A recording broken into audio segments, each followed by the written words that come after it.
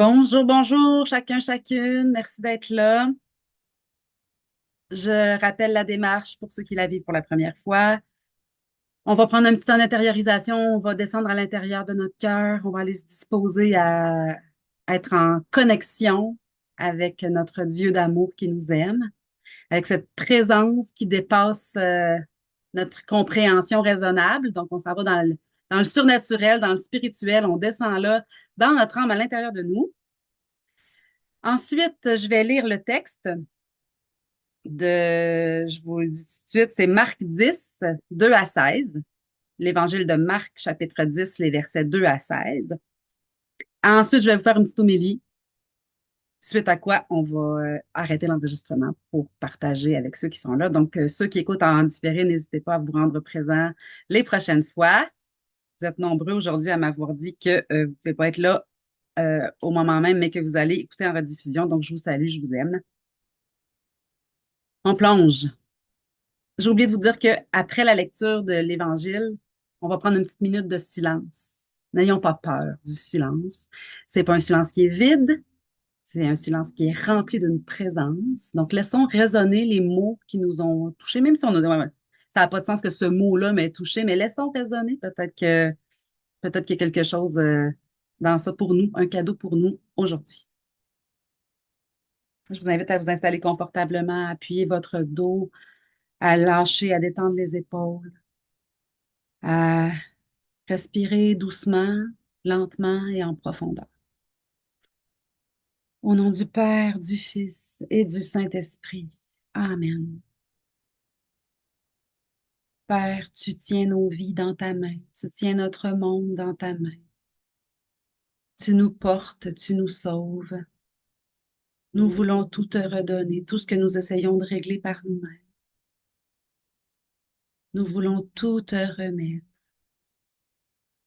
Notre passé, notre présent, notre avenir, notre intelligence, notre volonté, nos tristesses, nos joies, nos souffrances, nos grands bonheurs, nos projets, nos désirs. Père, au nom de Jésus, ton Fils bien-aimé, notre Sauveur, envoie ton Esprit Saint, cet esprit d'amour qui circule entre ton cœur et le cœur de Jésus. Que ton Esprit Saint nous éclaire, nous donne de comprendre tout l'amour qu'il y a dans les Écritures, tout cet amour qui se révèle, qui veut croître, grandir en nos cœurs. Toi, l'esprit de lumière, toi, le feu d'amour, nous voulons que tu prennes plus de place, que ton rayonnement soit encore plus grand dans nos vies et par nos vies dans le monde.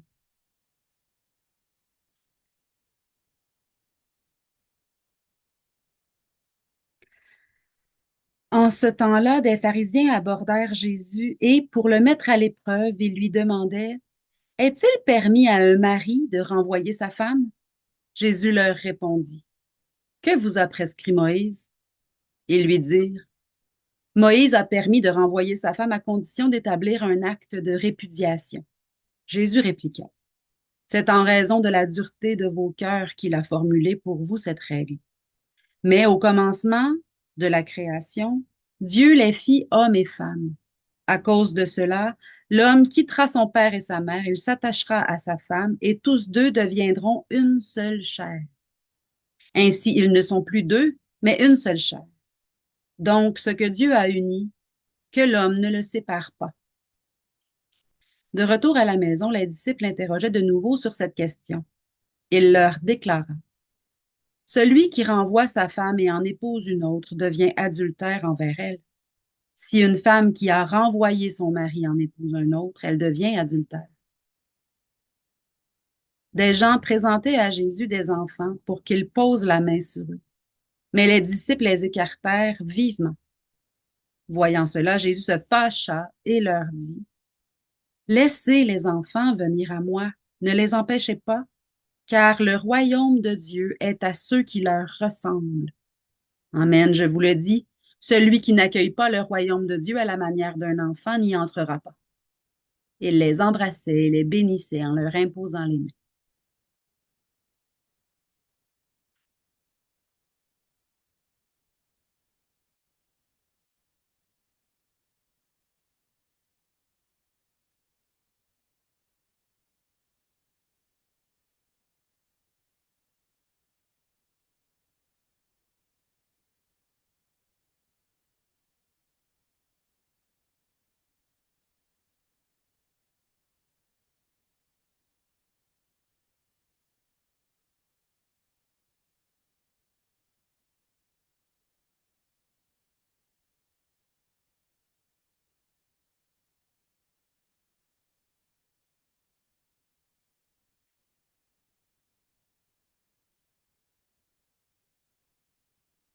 Pour la petite homélie du jour, j'ai pris des notes aujourd'hui avant avant cet enregistrement parce que c'est pas un texte qui est facile.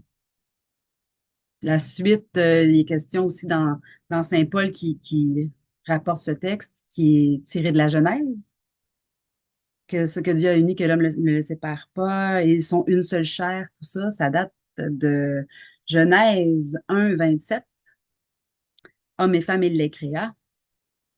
Euh, et donc, les questions de soumission entre l'homme et la femme, tout ça, c'est un texte qui est souvent les questions d'égalité entre l'homme et la femme, tout ça, c'est vaste. On pourrait aller dans tous les sens avec ce texte-là. D'abord, une question de traduction. J'aime toujours ça qu'on précise parce que ça vient expliquer, ça vient mettre en lumière, ça vient donner des réponses à des questions qu'on n'ose pas se poser. Genèse 1, 27. Dieu créa l'homme, l'humain. Dieu créa l'humain à son image. À l'image de Dieu, il le créa, l'humain. Mâle et femelle, il les créa. Il y a certains théologiens qui expliquent ceci en disant, à la base, il n'y avait que Ish, I-S-H, dans la traduction d'origine. Et il a pris cet humain-là, qui était plein, qui était complet, et il l'a fait en deux. Moi, ça me console énormément. Il n'y avait pas un homme à la base et ensuite il y a eu une femme. Il y avait l'humain. Et pour que l'humain soit heureux, l'humain est fait pour être dans une relation avec un autre, avec un vis-à-vis qui lui soit égal. Hein, c'est dans le récit de la création de l'humain, c'est ça. C'est là, il crée tout ça, il crée tous les animaux, il crée tous les insectes, il crée toute la création, Dieu crée ça. Et l'homme, il dit, il manque quelque chose encore. Et là, Dieu fait tomber sur Adam un grand sommeil mystérieux, il tire une côte, et là, Ève advient, survient. Ish et Isha. C'est, c'est ça. Donc, pour moi, j'ai aimé quand on m'a enseigné ceci. J'ai trouvé que, parce qu'il n'y a personne qui était là. Il n'y a personne qui peut dire est-ce que c'est un récit historique, est-ce que c'est un récit étiologique à caractère mythique? Moi, c'est ce que j'ai appris. C'est, à l'époque, on n'écrivait pas comme on écrit aujourd'hui. Il n'y avait pas d'historien. À chaque fois qu'on écrivait, parce que c'était rare et précieux, quand on s'est mis à écrire, c'était vraiment pour expliquer quelque chose, pour enseigner quelque chose, pour partager un savoir. Il n'était pas question de est-ce que c'est vraiment arrivé ou pas? La question se posait même pas. Donc, c'est pour nous expliquer d'où vient l'être humain et comment que l'idée d'avoir besoin les uns des autres, c'est grand.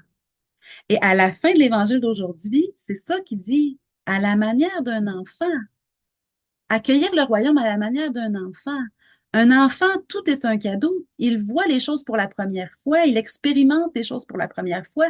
Tout est merveilleux, tout est nouveau, tout est wow. C'est comme ça que Dieu nous invite à accueillir le royaume. Et l'indépendance, c'est l'orgueil souvent. Ben, c'est bien d'être un peu indépendant, puis de se mêler de ses affaires, puis de s'en occuper, d'être responsable et autonome. Mais d'avoir besoin les uns des autres, c'est une grande marque d'humilité. Dire j'ai besoin d'aide, j'ai besoin de toi. Ça veut dire je t'aime aussi. Dire j'ai besoin de toi. Donc voilà pour la petite explication sur l'humain. Et il est question de la Trinité dans ça. Parce que homme et femme, il les créa. L'homme quittera son père et sa mère pour s'attacher à sa femme et tous deux ne formeront qu'une seule chair. C'est l'enfant. C'est ce qui est issu, ce qui naît, le fruit de cette union-là. Il y a un enfant. Et Dieu, dans sa grande sagesse, et Jésus nous l'a dit, le Père est en moi, je suis dans le Père. Qui m'a vu a vu le Père. Et puis à la fin de sa vie, puis après sa résurrection, je vous envoie l'Esprit. Ce qui nous unit, le Père puis Jésus, il y avait le même verbe, le même discours à l'intérieur, le même esprit, la même façon de penser. C'est complètement comprendre la Trinité, ça nous dépasse, puis c'est un mystère qu'on n'aura jamais fini de comprendre, hein, c'est ça, la définition d'un mystère, c'est pas quelque chose qu'on peut pas comprendre, c'est quelque chose qu'on n'aura jamais fini de comprendre, tellement c'est profond et à l'infini, un cadeau à déballer tout le reste de l'éternité. Mais Dieu pouvait pas être un seul, parce que l'amour a besoin de se donner puis de se recevoir. C'est ça l'amour. On peut pas vivre l'amour tout seul. On a besoin, bien sûr, de se respecter, de s'aimer, de respecter nos besoins, nos désirs, de s'écouter, d'être fier de soi quand on fait des bons coups, de s'ajuster quand ça va. Tu sais, on a besoin de s'aimer soi, mais l'amour, il y a une source, c'est Dieu, mais il y a aussi la nécessité de l'exprimer, de le donner et de le recevoir d'un semblable aussi, de nos semblables aussi. Et un couple qui s'aime, ça donne la vie. Et le père et le fils qui s'aiment, ça donne l'esprit. C'est la plus belle définition de la Trinité. Dieu ne pouvait pas être un. Et un fois un, ça donne un, mais avec Dieu, un fois un, ça donne trois, mais ça donne un en même temps. C'est ça le grand mystère de la Trinité. Donc, parce que Dieu est amour, il ne pouvait pas être seul. Donc, il a engendré Jésus et il nous a donné leur esprit, son esprit. Et en terminant, Jésus sur la croix, non, c'est pas en terminant, je vais avoir autre chose encore après. Mais Jésus sur la croix euh, ne nous lâche pas. Il va jusqu'au bout de l'amour. Et les pharisiens, ça commence comme ça, le texte, là. Des pharisiens abordèrent Jésus et pour le mettre à l'épreuve, ils lui demandèrent. Il n'y a pas de réponse satisfaisante à une question posée avec cet esprit-là. C'est un- une mauvaise question parce que c'est une question pour piéger. On le sait, quand quelqu'un est boqué, là, est borné, quand quelqu'un veut pas, notre volonté, elle nous appartient. Si on veut pas la donner, si on veut pas être volontaire, c'est notre liberté. C'est merveilleux, notre liberté, mais c'est aussi un risque de se tromper. Et Jésus sait très bien, quand les questions lui sont posées comme ça, soit il renvoie la personne à la question, soit il répond pas, hein, il se détourne, il s'en va. Et là, il ramène à la jeunesse. Il ramène à, à l'amour. Et il nous donne l'explication ultime de c'est quoi l'amour en demeurant. C'est pas les clous qui ont tenu Jésus sur la croix. Je pense que c'est Saint Padre Pio qui a dit ça comme ça, mais c'est sans doute quelqu'un d'autre bien avant lui. Mais ce n'est pas les clous. Ce ne sont pas les clous qui ont tenu Jésus sur la croix, mais c'est son amour pour nous. C'est sa miséricorde, cette espèce d'amour avec des entrailles de mère, cet amour paternel et bienveillant avec des entrailles de mère qui sont prêtes à pardonner l'impardonnable. C'est ça qui a fait que Jésus ne nous a pas lâchés jusqu'à la résurrection, jusqu'à nous. La preuve suprême que l'amour est plus fort que la mort, que l'amour est plus fort que tout, c'est sa résurrection. Donc, l'amour, ça se manifeste surtout quand c'est difficile d'aimer. Quand c'est facile d'aimer, on appelle ça de l'amitié, on appelle ça de l'admiration, on appelle ça de la sympathie, du plaisir, on appelle ça euh, c'est c'est de l'amour, mais c'est de l'amour philia ou c'est de l'amour éros, mais l'amour agapé, l'amour euh, éternel, celui qui demeure jusque dans l'éternité. Il se manifeste, il se crée, j'allais dire, mais il se façonne, il se déploie. Cet amour-là se déploie quand c'est difficile d'aimer. C'est Gianna Beretta Molla, une femme de Milan, Milano, la ville, en Italie, au nord de l'Italie. Je suis allée la voir chez elle. Elle est décédée, là, mais j'ai rencontré sa fille. Elle a donné sa vie pour son quatrième enfant, je l'ai rencontrée, cette femme. Et elle, elle a dit, l'amour est un choix. L'amour est un choix. C'est pour ça que Jésus dit, vous pouvez répudier, là, c'est pas ça.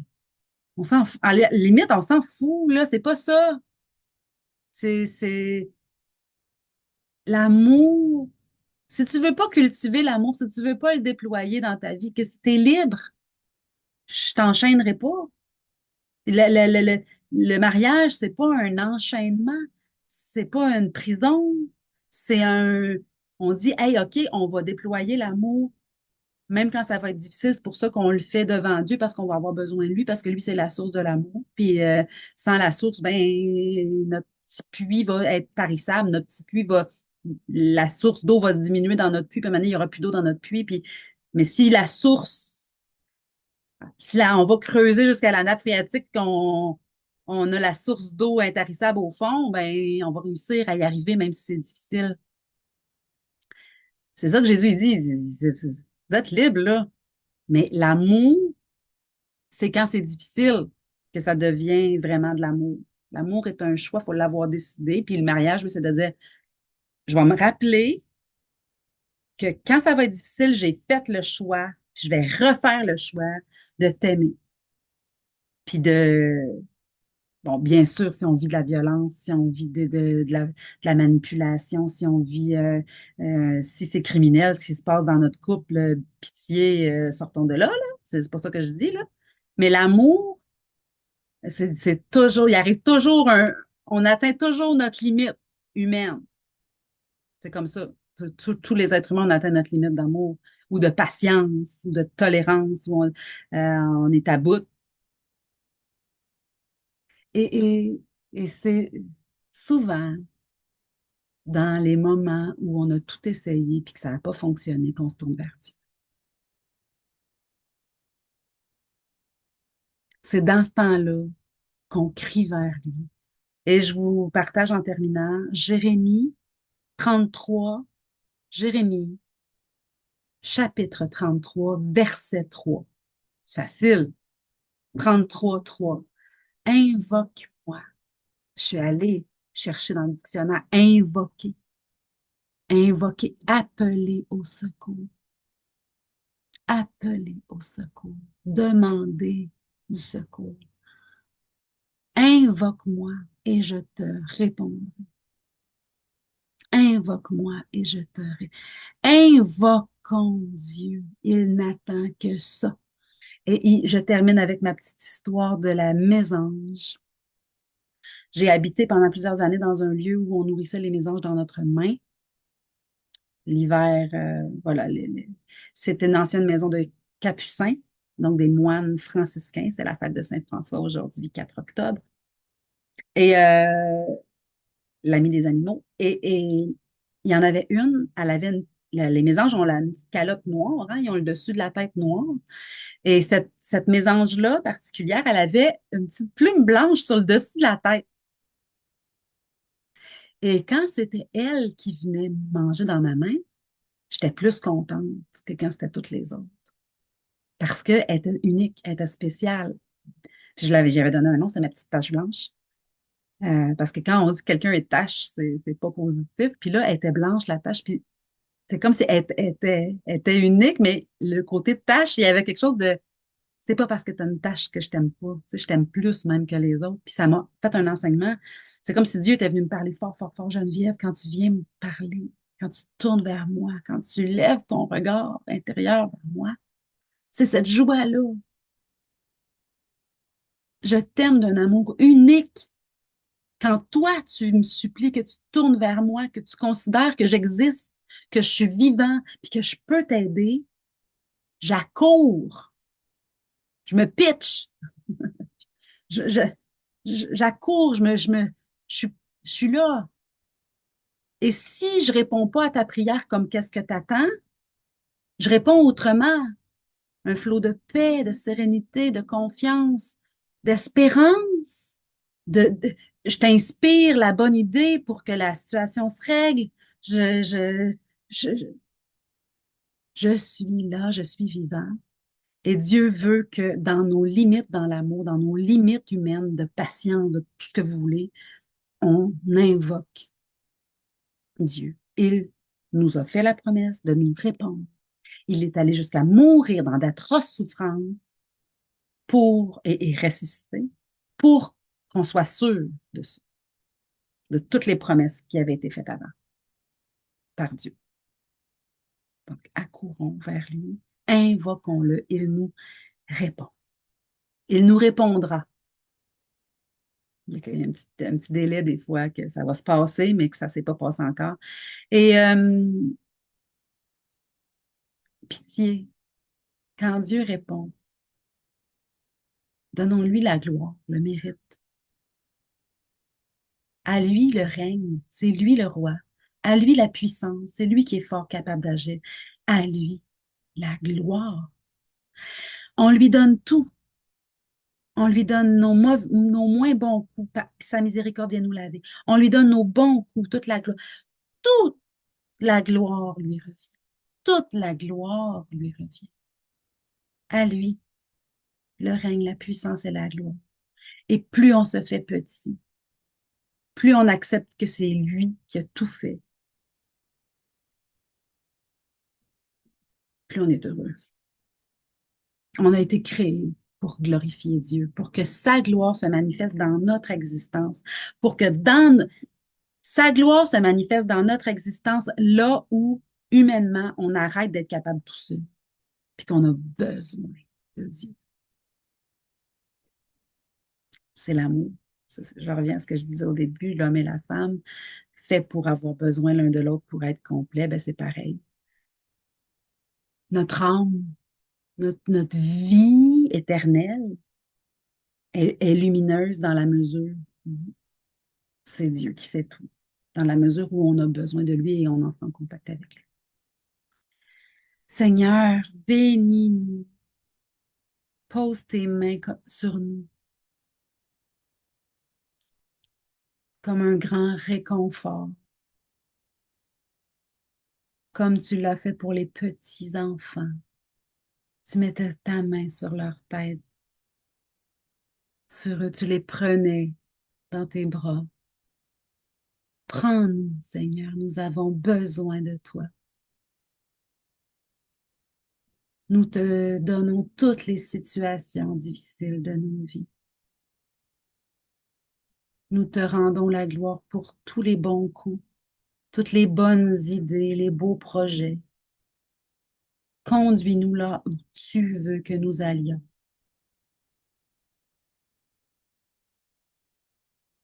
À toi le règne, la puissance et la gloire pour les siècles des siècles.